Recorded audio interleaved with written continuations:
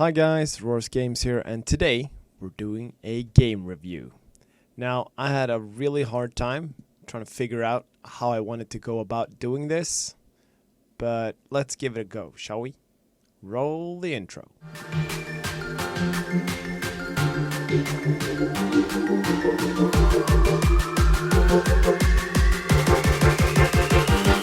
Alright, so Pokemon Y starts off the same way any Pokemon game. You just move into town or to the region and you start off in this tiny town and you get to meet a whole bunch of friends, which is kind of nice. The friend part in the beginning of the game makes a pretty huge difference, in my opinion, because it's not just the boring lab and home and a bunch of tutorial stuff and then you're out of there. Instead, you get this social aspect to it, and you, along with your friends, get a starter Pokemon and you kind of set off on the journey together. And I really liked it. It reminded me of the anime a bit, when like the whole town of Pallet Town, like every 10-year-old sets off on their journey together. And I really like that. I think it's a cool idea, and you keep bumping into your friends along the way. And sure, a couple of them are kind of stereotypical, boring, and all that jazz, but there's more to it than I thought there would be. In the beginning, you're just annoyed by them. They're in your path. They're stopping you for conversations all the time, and you just want to go. You want to keep going and just be done with it. But the further you progress, the more you appreciate them, if that makes sense. They start to matter somehow. And I never thought I'd say that about Tierno, the dancer guy, or Trevor, the nerd who just wants to fill the Pokédex. But they're okay. They're okay. So yeah, it's a pretty cool thing, I gotta say. And you get into the first forest. It's the same in every freaking Pokemon game I've played so far, that you get this forest maze situation. In Pokemon Y, it's slightly better because one of your friends actually follow you and she heals your Pokemon for you. So it's less annoying, but it's still a freaking forest puzzle or maze or whatever you want to call it. It's really annoying. I'm not crazy about it, but it is what it is, you know? So let's dig a little deeper. Why is Pokemon Y a good game and why is it a bad game? So I already talked about how the game starts, and it's very familiar because it starts like most Pokemon game starts, and I don't mind it. I kind of wished they would have done more to make it feel different, but they did some with the friends and all that, and I like that part.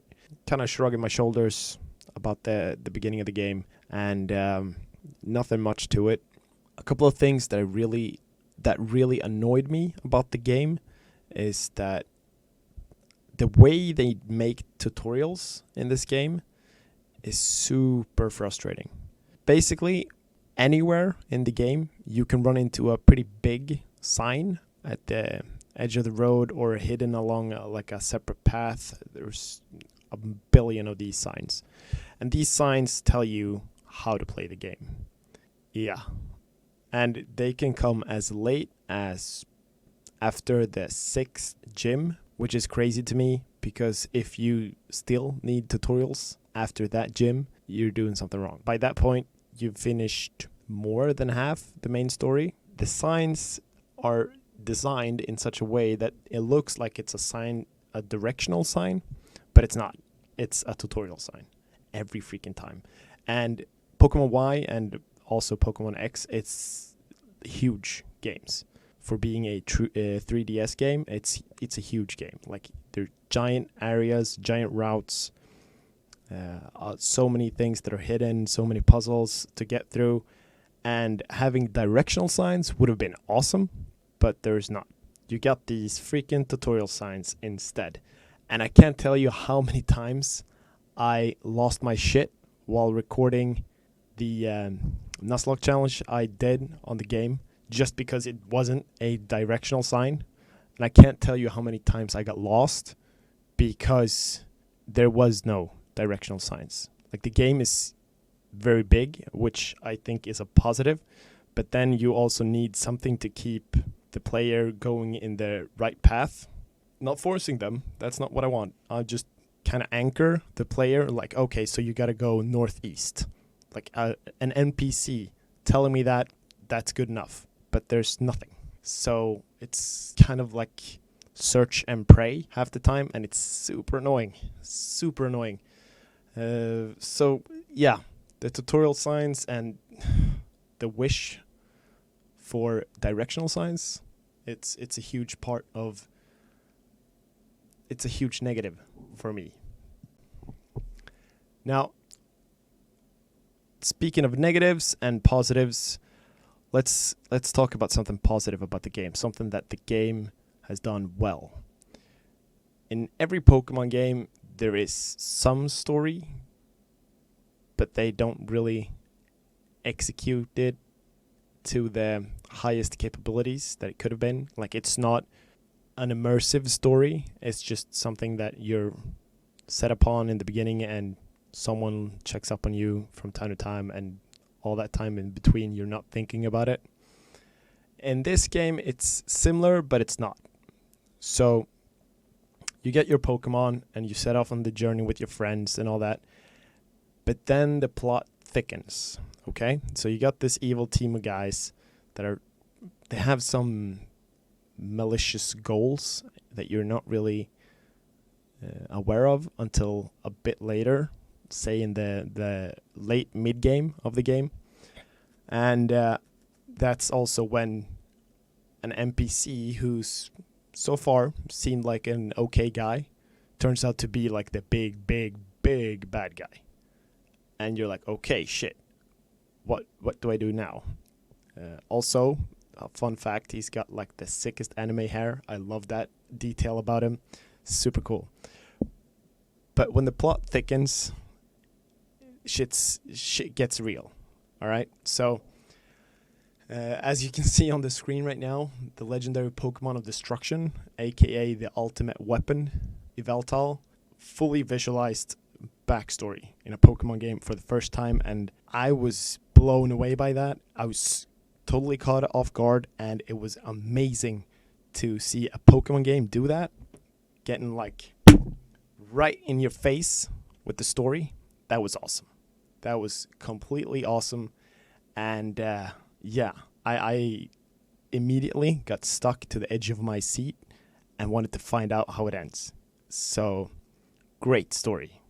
Kind of wished that the story came earlier, like the big reveal came a bit earlier, because then I would have been on the edge of my seat throughout the whole playthrough, or more of the playthrough. But I still can't say anything bad about it because it was so well executed. So let's revert back to something that's a little negative. It's not a huge deal, but it's kind of annoying, but less so than the tutorial signs. You don't really think about it until after you've finished the game, or at least I didn't. Maybe you will when you play it, if you haven't played it already. Pokemon X and Y are the games that introduces Mega Evolution. I'm sure you've heard of Mega Evolution. It's a game mechanic that allows fully evolved Pokemon to evolve further during a battle, which is awesome. And it's very well animated, so it looks cool. Whatever Pokemon you Mega Evolved, most of them at least look cooler. But that's beside the point. So you can Mega Evolve, right? But within the game that introduces the game mechanic, you'd expect there to be more NPCs using this, so you can have full-on like Mega battles, like Mega Evolution fights. Sure, I didn't finish the game, but up until the Pokemon League, because right before the league I lost the challenge, but up until that point, there was 2 battles where I faced an opponent who could Mega Evolve. It's a bit sad. Yeah, it's sad. Because the few times that you have those battles, it's an adrenaline rush because everything gets so serious because a Mega Evolved Pokemon is so much stronger. So you could potentially get one shot through the whole battle. That's the mindset that you have while fighting in a Mega Evolution battle. So it's super intense, but they kind of rob you of that by not letting you have more of those fights. And that kind of brings down the whole potentially great gameplay. I'm not saying the gameplay was bad. I'm just saying it could have been so much better if there were more Mega Evolution opponents. So yeah, I didn't love that about the game. There are other things I really did love that kind of outshines this, but that's kind of my thought process about this game. You have the amazing parts, but there are also those less good parts that afterward come very clear, but while you're playing it, I'm not bothered by it. I don't even realize it that much. Apart from the tutorial signs, I hate them to death. But yeah, it's one of those weird things that you kind of reminisce about after finishing or almost finishing the game in my case. So it becomes this weird conundrum, you know? You got the good bits and the bad bits. It's all kind of mashed together to create the game. Another interesting thing this game did that still is very vivid in my memory after finishing the game is there's a certain NPC in basically every Pokemon game that is just inside the door of every gym, Pokemon gym. There's an NPC who kind of gives you tips about, okay, so this is a normal type gym, you should use fighting types. And in every game I've played so far, that guy it's like a different NPC for every gym. In Pokemon Y, it's the same NPC.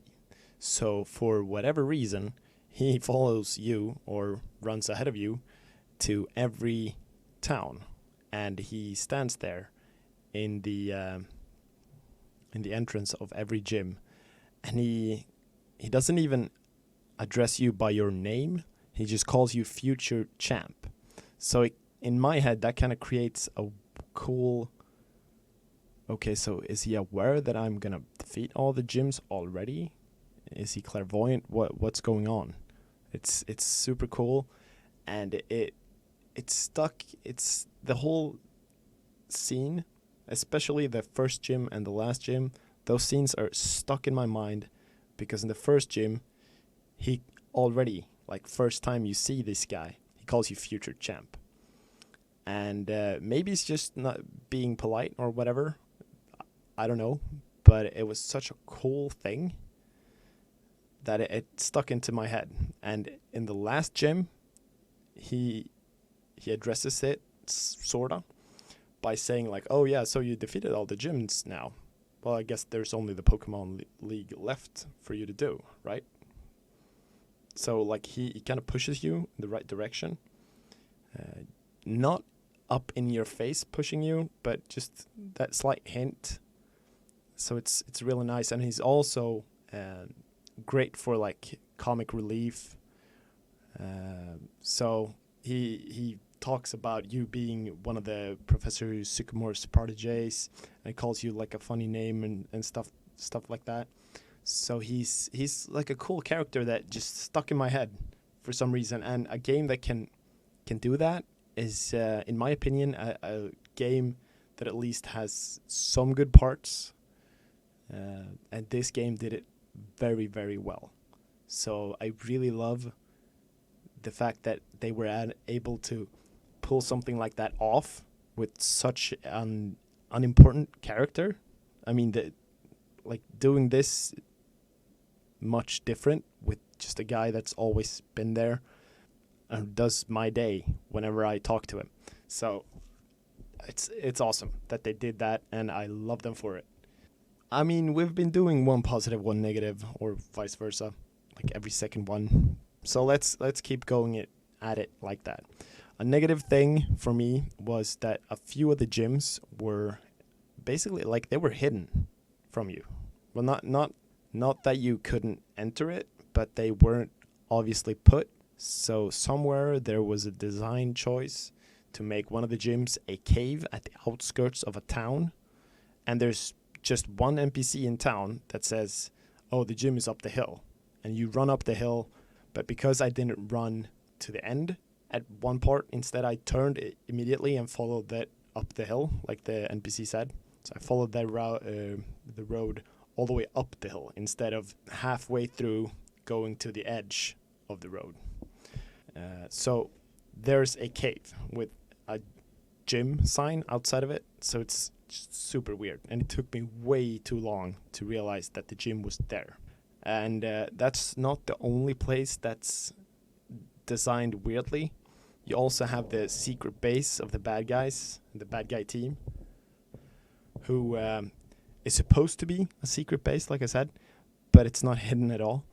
Like it's just it's inside a town where there's a whole lot of huge rocks. All right, so and nowhere in the town are there more than 2 rocks next to each other. Like they're all spread out with a couple of meters or 10 feet apart or whatever measurement system you're familiar with.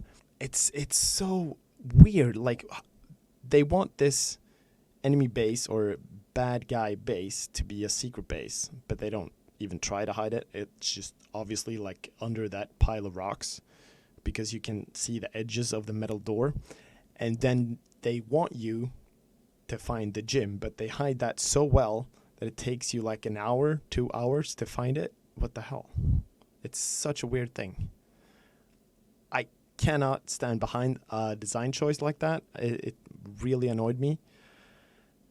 It's one of those things that, and that's a thing that annoyed me to death while playing. Not something I realized after. It's just stupid. And the secret enemy, I keep saying enemy, I don't know why, but the secret bad guy base, it's not like they try to hide it. One of the NPCs says, "Oh, it's just a dead end." Yeah, she said it was a dead end. And you go there because there's seriously like a path from the center of town going up to that so-called dead end. And it's so obviously there. It just makes no sense at all to me. I hate that design choice. It really bothered me while playing. On to something more positive. The music in this game, especially the gym leader battle theme, it's killer. Like it's so good. Gets you that slight adrenaline rush. It gets your blood pumping and you're fueled with hype in the fight. And yeah, it was an amazing feeling. And I think if I can find it, I'll play it for you guys so you can hear it and know exactly what I'm talking about if you haven't played the game before.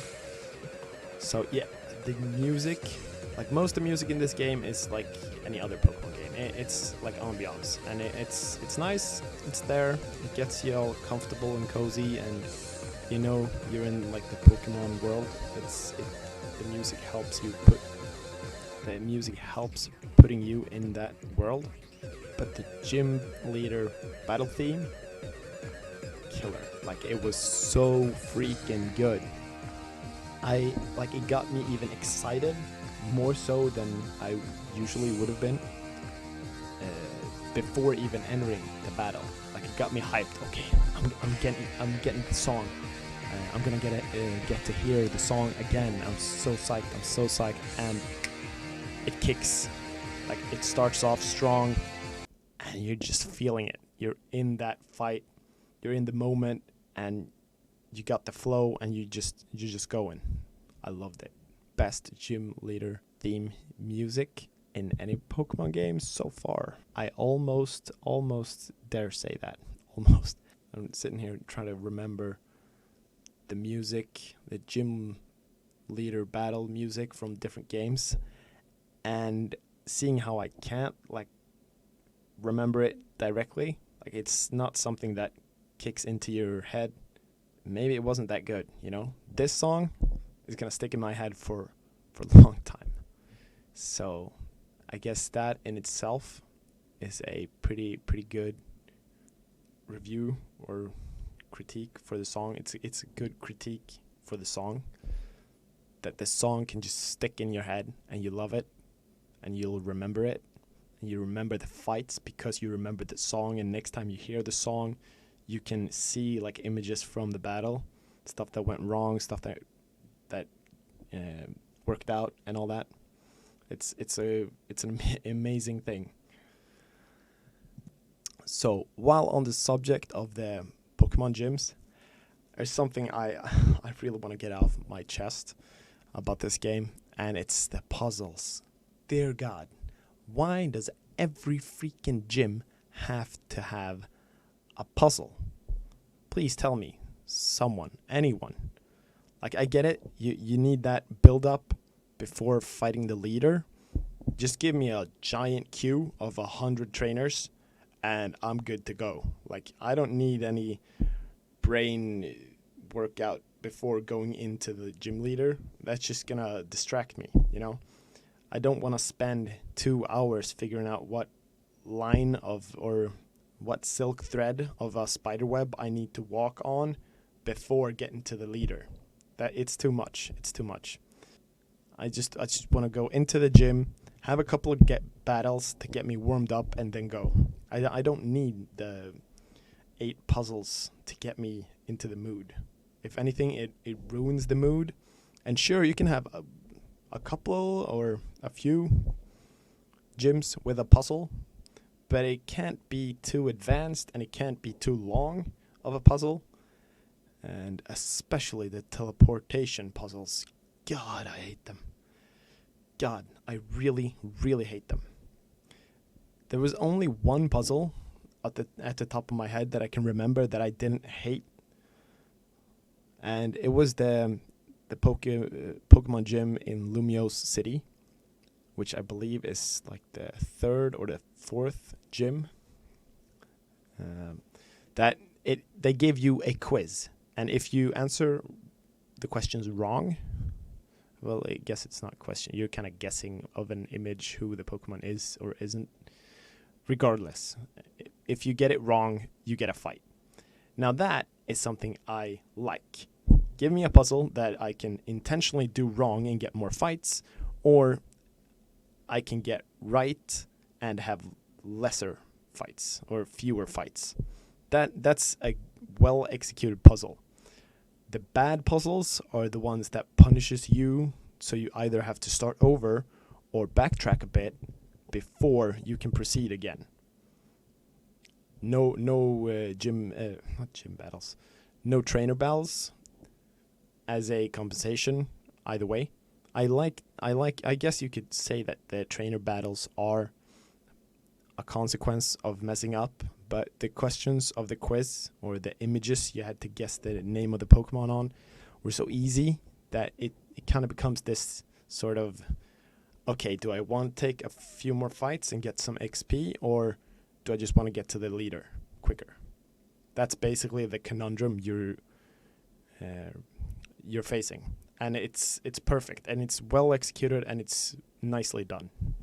And I wished they would have had more of those and less of the freaking spider webs, rotating wall, floor, ceiling stuff. Teleportation, don't even get me started. It's the worst. So, combining all these positives and negatives, what is my thoughts on the game? Well, like most games, it does have a few drawbacks or bad sides to it that I don't love. I really don't. But it's also so many great things, and most of all different things from previous Pokemon games that I've played.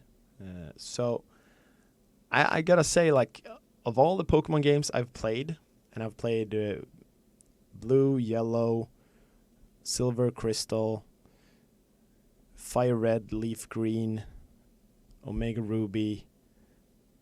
Of course, I've played Pokemon Go, but that doesn't really count, does it? And a bunch of more, fan-made Pokemon games, or Pokemon MMOs, and stuff like that. I've played so many Pokemon games, but not every main franchise game. I haven't played every generation game, unfortunately not. I would like to. Whenever I get the time to, I will, I promise. But with all that in mind, I think I gotta say that Pokemon Y is the best Pokemon game I've played as of September 2020. And that's not a stretch at all. Like, I know there are things that weren't great in the game, but the great things were so great, and there were so many of them, that the whole game is lifted by them, and it's not pulled down by the negatives enough. So yeah, I think Pokemon Y might be the best Pokemon game I've played so far, because it was a really good game. And the legendary Pokemon is intimidating, but also badass and cool. The bad guy has motives, so you can see his point of view, but you don't agree with it. So you understand him, which makes him a great bad guy, but also kind of persistent and annoying, like every bad guy in every Pokemon game. But yeah, and the whole visual story part, dear God, it was probably the best thing in the whole game, and I love that part so much. I can't even, like, I can't stop talking about it. That's how much I love it. Yeah. So, and I don't want to give it like a numbered critique thing. That's not my style. I don't like that, because there's too many gray areas. So what you end up having is like a number and a comma and another number eventually. So let's not do that crap. There are way too many websites that do that already. Let's just say that if you're going to play a Pokemon game as of 2020 and you're not sure which one, you should consider Pokemon X or Y. I played Pokemon Y because I like the legendary design better. I mean, like a freaking flying bat of destruction and death is way cooler than a freaking magical reindeer, in my opinion. But everyone's opinion is different, so. But yeah, if you don't have a Pokemon game to play as of 2020, you should consider playing Pokemon Y, because it was that good. Don't forget to check out the new merch. As of a few days ago, we released a limited number of sweatshirts, t-shirts, snapback baseball caps, and coffee mugs. And once they're sold out, there won't be any more with that design. But if you like this video, hit the like button. Don't forget to subscribe. Don't forget to hit that little notification bell. And I'll see you guys next time. Bye-bye.